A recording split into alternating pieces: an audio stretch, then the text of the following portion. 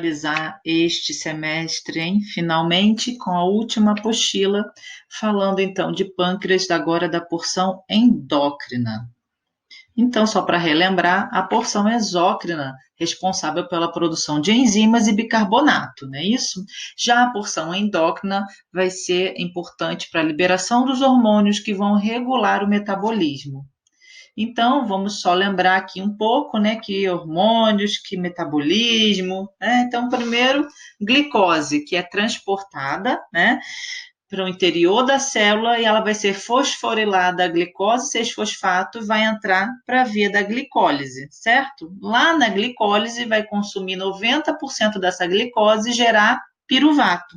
O piruvato, dentro da mitocôndria, será convertido a acetil-CoA no ciclo de Krebs até gerar ATP. Então, falei toda a aula de bioquímica em um slide, né?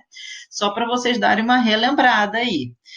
E importante nesse controle da glicose são as ilhotas de Langerhans, né? Que vão fazer a homeostasia dessa glicose, proteína e lipídio. E aí vai ter o controle da insulina e produção, né, de insulina e glucagon, que são os reguladores, né, do metabolismo.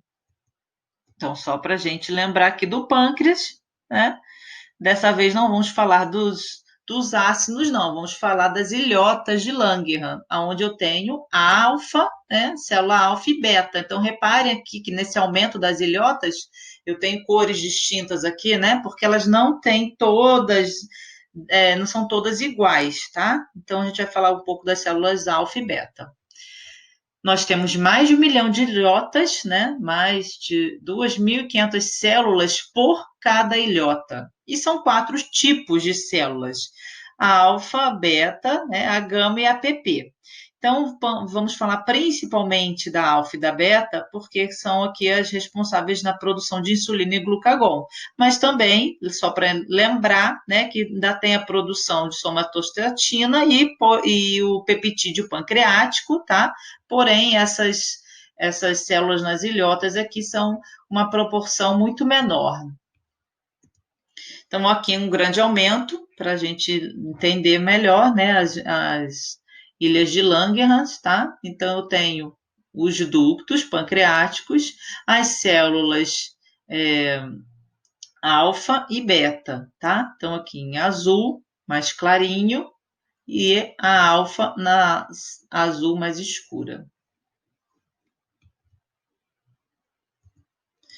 E aqui, né, eu tenho para a gente relembrar, né, que tem essa garantia de energia tanto no basal quanto no exercício, né? Então vou precisar, né, que o meu metabolismo esteja adequado, esteja regulado. Então, glucagon e insulina, né, vão estar aqui também de importância nessa fase, né? Vão coordenar o fluxo e o destino metabólico da minha glicose endógena, tá? Mas também do ácido graxo livre, dos aminoácidos, tá? Para assegurar a necessidade energética que o indivíduo vai ter. Então, esse indivíduo não passa mal, né? Eu não tenho crises de hipoglicemia a todo momento, né? A não ser que há alguma falha nessa regulação do metabolismo. Mas eu tenho, com isso, vou estar assegurada das minhas necessidades energéticas, tanto no fase basal, quanto também na parte do indivíduo que está em exercício. Então, vai agir, né? Vão agir tanto no fígado, no músculo, como também no tecido adiposo. A insulina, então, é um hormônio que vai ser sintetizado pelo pâncreas, a gente acabou de ver, né, pelas ilhotas, para estimular a captação de glicose, tá, pelas células, e essa secreção, ela é governada por uma relação de feedback, tá? Então, eu não tenho a mesma secreção de insulina a todo momento, é de acordo, né, com a necessidade. Então, uma relação de feedback. Se eu tenho uma baixa concentração de insulina, daqui a pouco eu vou ter um estímulo para ela ser produzida, tá? Então, de acordo com o suprimento dos nutrientes exógenos. Principalmente, né, esse estímulo é a glicose. A insulina, então, normalmente é uma produção de 40 a 50 unidades por dia, tá? A meia-vida dela, olha aqui, a cada 5 minutos. tá? Então, por isso que eu tenho uma produção contínua. No basal, em jejum, tenho 10 miliunidades a cada mililitro, e após as refeições, né? Aqui, ó, de 10 para 100, tá? Aumenta muito, né? Mais de 10 vezes aí. Tecidos são sensíveis à insulina, como eu estava falando, o fígado, o tecido adiposo e o músculo, tá? Então, ela vai induzir esse armazenamento dos nutrientes para que seja recrutado no momento de jejum prolongado, por exemplo, ou de um exercício mais extenuante, prolongado, por exemplo, também. Então, eu vou precisar de um transportador, um receptor, tá? Então, essa insulina, ela vai ser só vai ter essa ação se eu tiver uma glicoproteína transportadora de glicose, que é o GLUT. E nós não temos um tipo de GLUT só, tá? Então, a captação de glicose no músculo e hepatócitos, tá? Eu vou precisar desse GLUT até para ter a formação de glicogênio, né? Também o GLUT vai facilitar a entrada do ácido graxo livre dentro do adipócito e vai promover a capacitação dos aminoácidos pelo músculo. Ou seja, é o GLUT que vai favorecer a entrada dessa glicose, tá? E do ácido graxo e do aminoácido. E só para lembrar, se eu vou ter mais ácido graxo dentro do adipócito, eu vou ter uma menor concentração de ácido graxo livre na corrente sanguínea. Então, aqui, como eu falei, nós não temos um tipo de GLUT só, temos 5 tipos. O GLUT1 está presente em todos os tecidos e ele tem uma alta afinidade por glicose, que quer dizer o quê? Eu não preciso ter uma grande concentração de glicose no meu sangue para esse GLUT conseguir captar glicose, tá? Ele consegue ter uma boa ligação com a glicose, independente da concentração de glicose no nosso sangue. Já o GLUT2 não, ele tem uma pequena afinidade pela glicose, ou seja, eu preciso ter um consumo, uma produção maior de glicose naquele momento para poder carrear. Então, ele está mais presente nas células hepáticas e pancreáticas. O GLUT3 também está em todos os tecidos e ele aumenta esse transporte na superfície neuronal, principalmente, tá? Então, o seu consumo de glicose pelo sistema nervoso central, eu preciso, independe da insulina, basta eu ter ali esse GLUT3, né? Justamente porque eu não vou precisar de insulina, eu vou conseguir ter glicose de uma forma muito mais rápida, entrando no sistema nervoso central, que é justamente para manutenção da vida, né? GLUT4, então ele está presente principalmente nas células adiposas e musculares, e o 5 na borda em escova, lá no intestino, células intestinais. Então, mais uma vez, como eu falei, né, eu preciso do transportador do GLUT2, ele que vai ser, que vai favorecer essa entrada, né, de insulina, tá? E vai agir tanto no músculo, como no fígado, como no ácido graxo aqui, ó, tá? Na gordura, tá? Então, aqui o triglicerídeo, ácido graxo livre, tá bom? E ele vai sofrer esse efeito também no fígado e no músculo, tá? Aumentando a captação de aminoácidos, ok? A insulina, então, que vai ser nessa ação aqui, né? Ela vai ter tanto uma ação de estimular quanto de inibir. Reparem aqui, ó, o tracejado e aqui a seta mais forte, né? Então, de novo, ela vai agir no tecido adiposo, no fígado e no músculo, tá? Então, eu vou ter essa glicose como estimulante da insulina, né? Que vai ser de maior importância nos seres humanos para manter essa captação de glicose para dentro das células, né, através da célula beta no GLUT2, certo? E aqui, só para lembrar, então, de novo, né, uma vez que a glicose favoreceu a entrada dessa glicose para dentro da célula, ela vai ser fosforilada a glicose 6-fosfato, que vai entrar na via da glicólise, certo? Então, a insulina vai atingir os seus receptores e órgãos-alvo, né? Então, com ação aqui, né, de todo o metabolismo, que ela vai favorecer, então, a ação aqui, ó, tá vendo? Em verde, tá? As vias de glicólise e glicogênese, mas também o transporte de glicose no tecido adiposo, tá? Então, são ações metabólicas aqui da insulina, mas vai ter também uma síntese proteica, captação de aminoácidos aqui, ó, dentro do músculo, tá bom? Captação de glicólise, tá? Então, vai ter aqui maior atração aqui nessa ação metabólica nessa fase. E para vocês perceberem que o que fica mais ativo aqui são as vias anabólicas, tá? Então, sempre de construção. Então, não fica tanto ativo as vias de quebra, tá? Ó, vai estar mais inibida a lipólise, tá? A cetogênese, a proteólise, ok? E vai estar mais ativo quem? Síntese de proteína, captação de íons, glicólise para ter glicose, né? Síntese de glicogênio, ok? Então, essas vias anabólicas estarão mais ativas através da insulina. E o que é, então, o diabetes, né? Então, a gente tem um processo de doenças metabólicas, é um grupo caracterizado por um estado geral de hiperglicemia.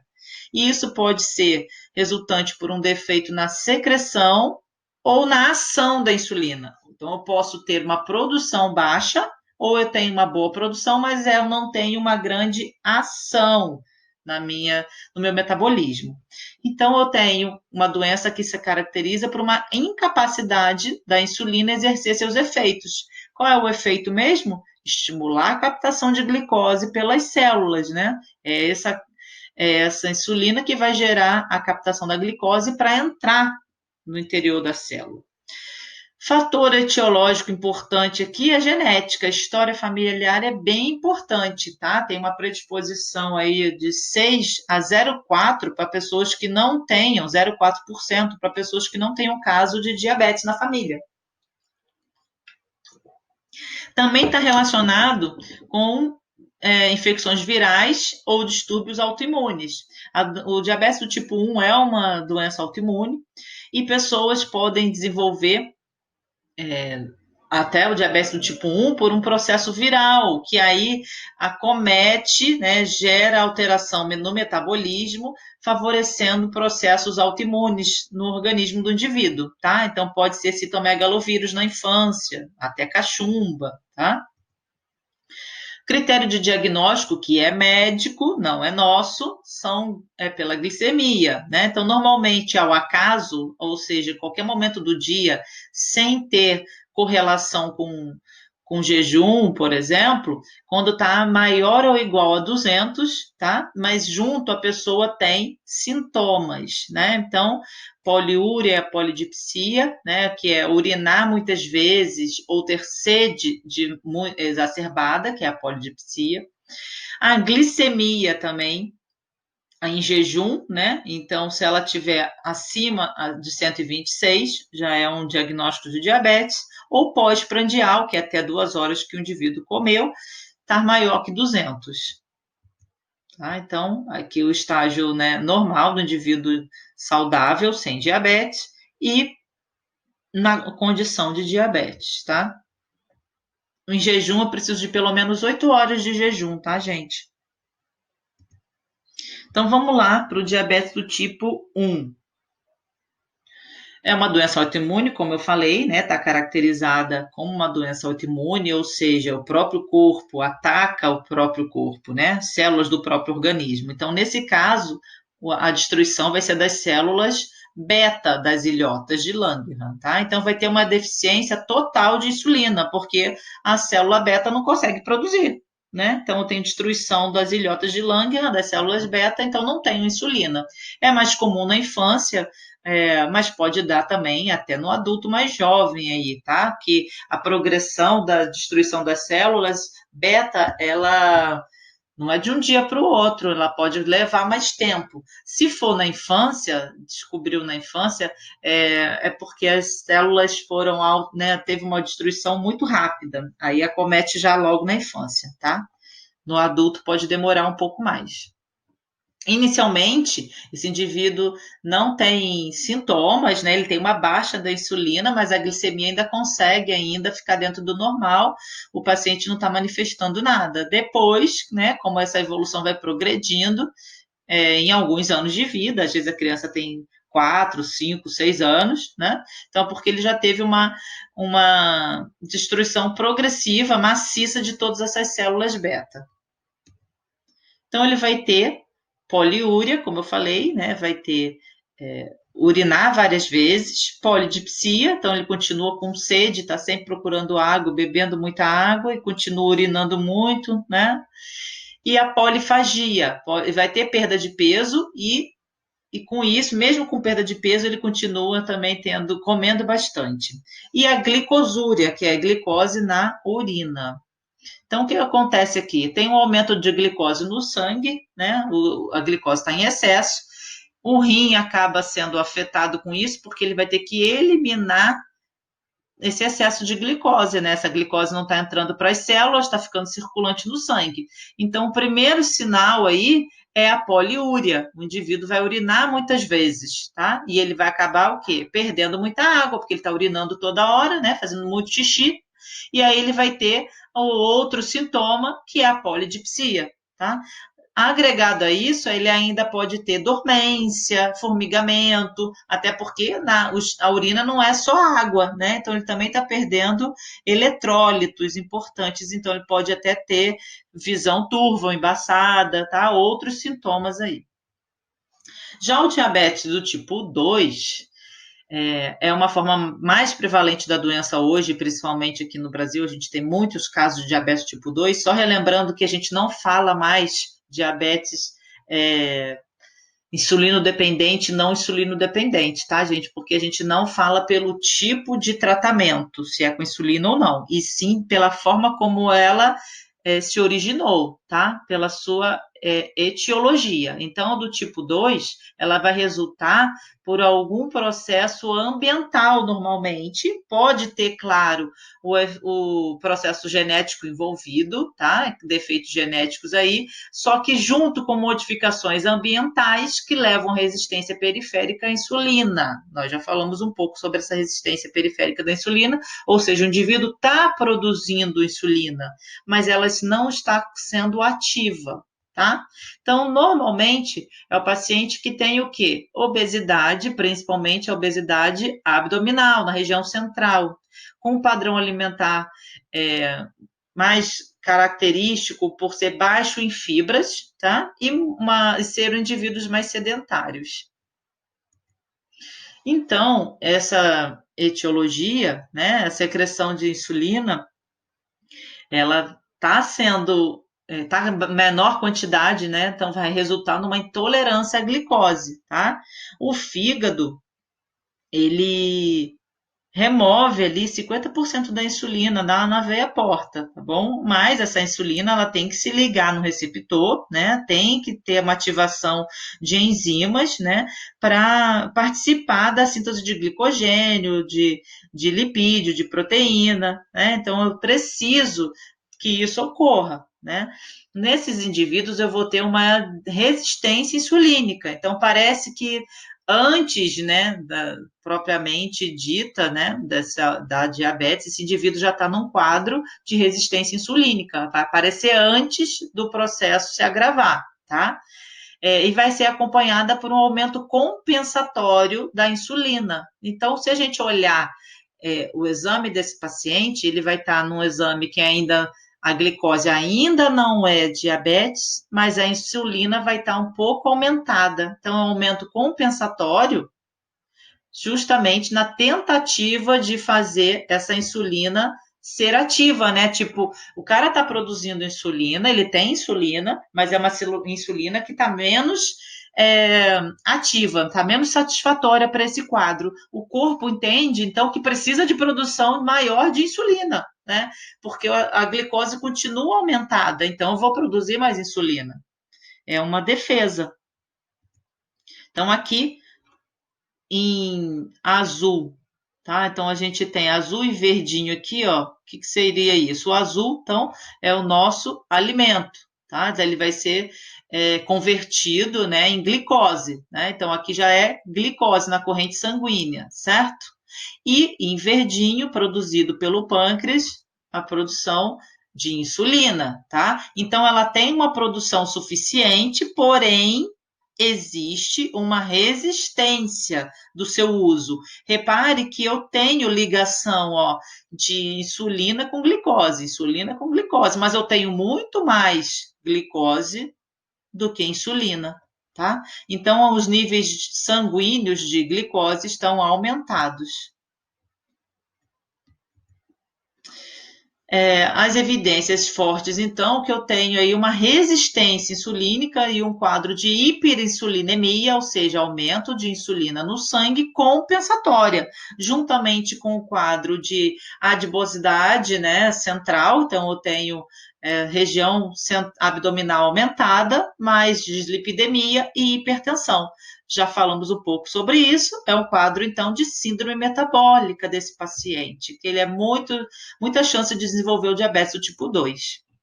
Então, só para relembrar, no quadro aqui de síndrome metabólica, eu ainda vou ter, além da hipertensão, o aumento do triglicerídeo, a queda do HDL, que é o colesterol que deve estar aumentado nesses indivíduos, vai estar abaixo, né? Aqui, ó, a hiperinsulinemia e a intolerância à glicose. Repare que eu não falei em diabetes para síndrome metabólica, ok? Então, eu tenho uma resistência, né, e uma deficiência da secreção de insulina, levando a uma hiperglicemia constante nesses pacientes, tá? Vai estar aí todo dia, tá? De uma forma direta, até ele perceber isso por algum sintoma ou fazer algum exame. Então, nesse mecanismo, tá, né, o que está acontecendo? Eu tenho uma atividade lipolítica do tecido adiposo visceral que é muito grande. Então, apesar de ter lipólise, esse tecido adiposo visceral está aumentado. Indica, então, que eu tenho uma lipogênese ainda superior, provavelmente por ação da insulina e do cortisol, tá? Então, eu vou ter uma alta concentração de ácido graxo livre nesses adipócitos, tá? Que vão estar, né, lá pela via porta, lá no fígado, né? Aumentando ainda triglicerídeo, VLDL, tá? E a insulina, ela vai tentar ali diminuir essa concentração de ácidos graxos livres, né, tá, para favorecer a energia. E na resistência insulínica, então, eu vou ter uma para prevalecer a lipólise, né, com uma oferta de ácido graxo no fígado, oxidação desse ácido graxo e aumento da produção de glicose, reduzindo o LDL. Por que isso acaba acontecendo, né? Então, só para lembrar, o excesso de ácido graxo livre vai bloquear essa função hepática da gente de depuração, de metabolização da insulina. Eu falei que o fígado faz, né, remove 50% da insulina, certo? Pela veia porta, certo? Então, essa função, esse excesso de ácido graxo livre vai ser bloqueada aí nessa função hepática, tá? Então, no fígado vai ocorrer um aumento de triglicerídeo e redução de HDL. A etiologia aqui, então, apesar, né, da lipólise, o tecido visceral está bem aumentado, vai indicar, então, que tenho ainda muito presente nessa situação a lipogênese, tá? Bem superior à via da lipólise, tá? Possivelmente por ação, então, do cortisol e da insulina, tá? Então, tem uma atividade lipolítica nesse tecido, tá?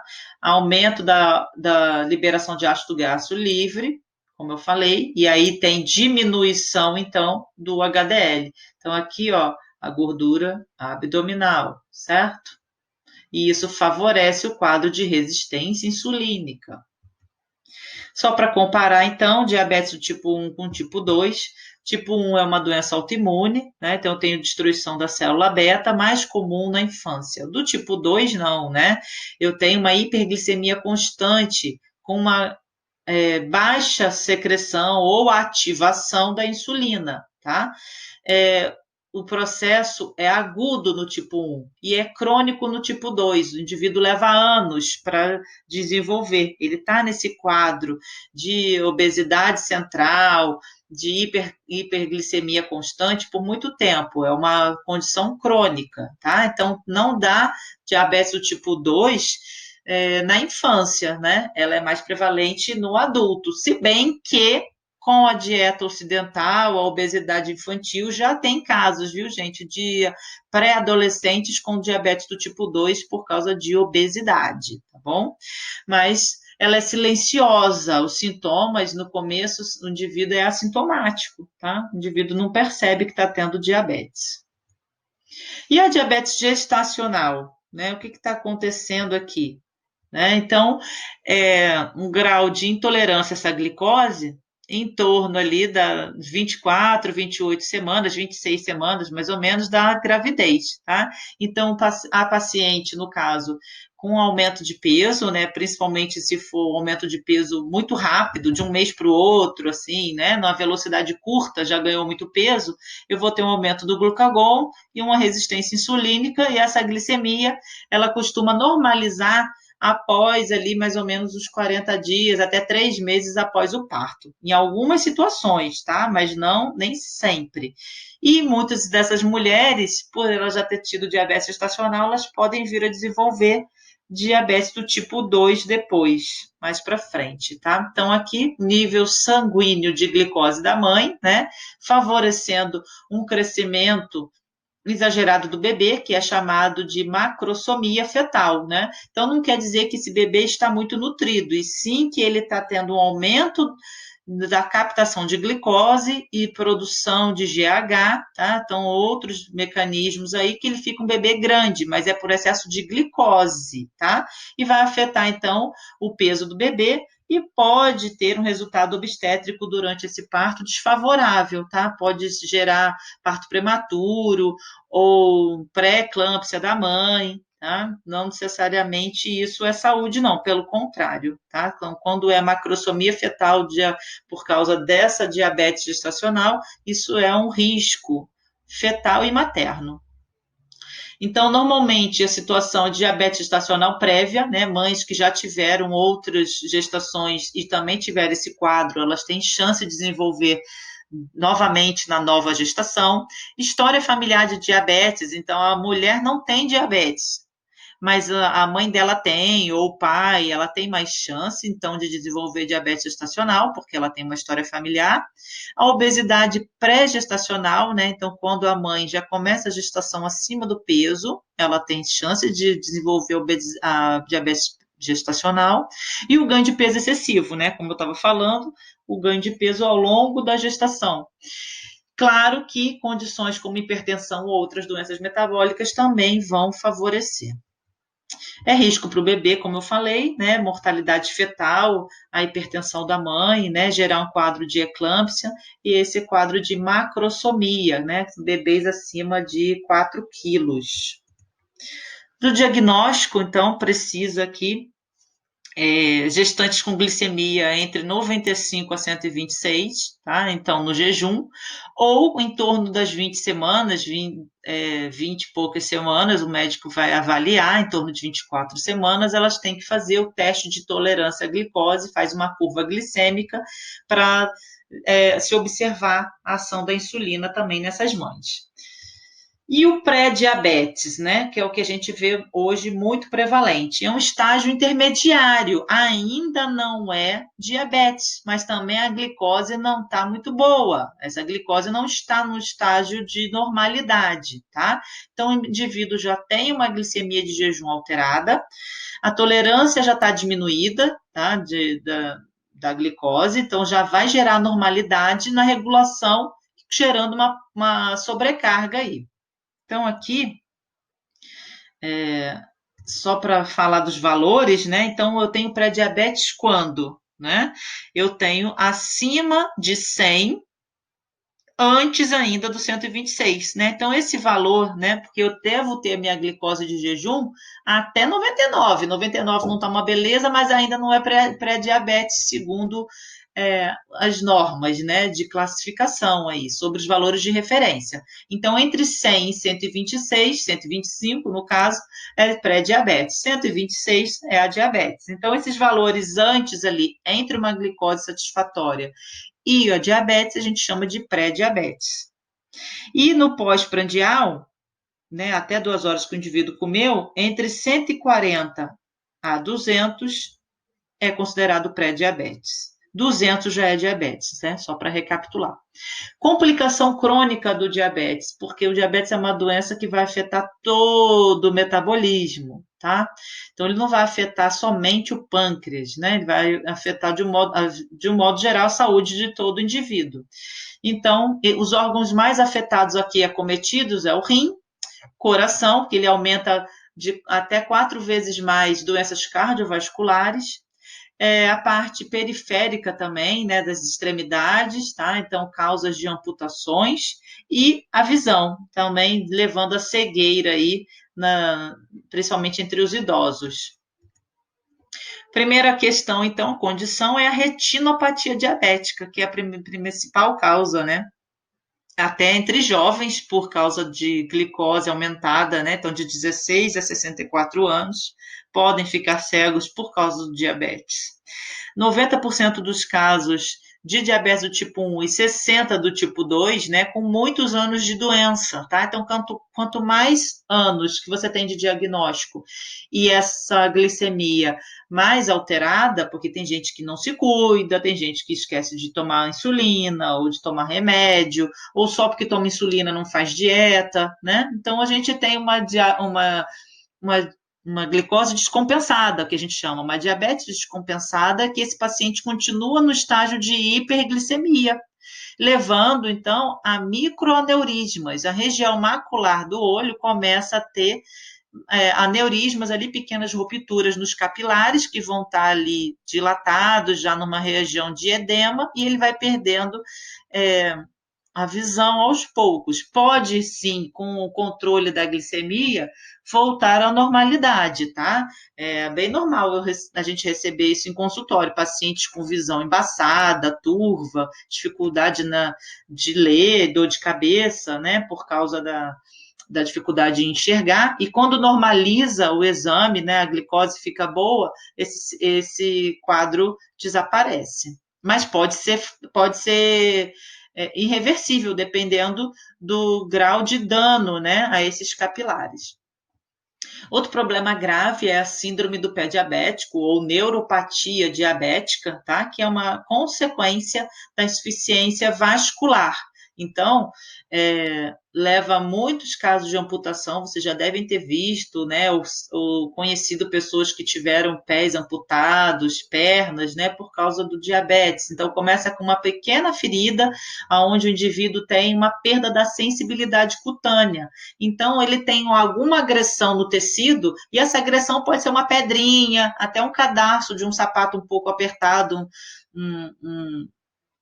uma meia, né? Que às vezes o indivíduo fica muito acamado, às vezes o paciente não toma banho todos os dias, não higieniza muito o pé, fica um machucadinho ali que ele não viu, tá? Então, só que ele não viu e não sentiu, porque ele não tem essa sensibilidade cutânea mais devido ao excesso de glicose, tá? Levando a uma insuficiência periférica de sensibilidade. Então, ele continua com uma agressão ali constante, leva uma feridinha e vai ter, por excesso de glicose, uma dificuldade dessa cicatrização, podendo então levar a uma amputação. Outro quadro importante também que ocorre nos pacientes é a nefropatia diabética, que causa muita mortalidade, né, levando esses pacientes a doenças cardiovasculares. Principal causa de insuficiência renal crônica nos indivíduos é a diabetes. Muitos dos indivíduos que a gente vê hoje fazendo hemodiálise, que são renais crônicos, muitos deles começaram o quadro com a diabetes. Então, ele vai ter uma baixa da filtração glomerular, O rim começa a não filtrar adequadamente. No começo é um quadro de microalbuminúria, ou seja, eu perco um pouco só de albumina na urina e depois eu tenho um estágio avançado onde eu estou perdendo muita albumina, macroalbuminúria, né? Por que isso? Porque o rim fica sobrecarregado. A glicose é uma macromolécula, a gente não deve perder glicose, proteína, sangue pela urina, né? Eu tenho que preservar essas macromoléculas, mas eu tenho tanta glicose sendo circulante nesse indivíduo que o rim ele não consegue mais segurar. E aí começa a perder glicose pela urina e com isso ele vai perdendo capacidade de filtração, começando a perder também a albumina, tá? Então por isso que se vê um estágio inicial e depois no estágio mais avançado muita perda proteica na urina. Aqui, só algumas insulinas, não é para decorar isso aqui, né? Mas a gente vai saber qual insulina que o indivíduo recebe. Alguns deles fazem uso só de NPH, outros fazem usos de mais de uma, tá? Eles usam a lenta, mas também usam a regular, tá? Por que é importante eu conhecer? Porque essa insulina vai ter um pico de ação, então, ele vai ter o pico máximo de ação ali a cada 2 horas, e mais ou menos, tá? E depois ela vai ter a duração do restante do dia, que pode ser a cada 5 horas, o paciente vai ter que fazer uma nova aplicação, ou a cada 6 horas, ou a cada 18 horas, e isso vai influenciar no seu padrão alimentar, tá? Então, aonde você vai colocar uma carga maior de glicose, por exemplo, tá? Ou refeições que vão ser importantes você incluir mais fibra, ok? Então, a sua dietoterapia aqui vai ser importante você conhecendo o tipo de insulina que o paciente recebe. É isso, pessoal. Tenho certeza que vocês vão conseguir, né? É bastante conteúdo, mas vocês estão chegando ao final desse semestre.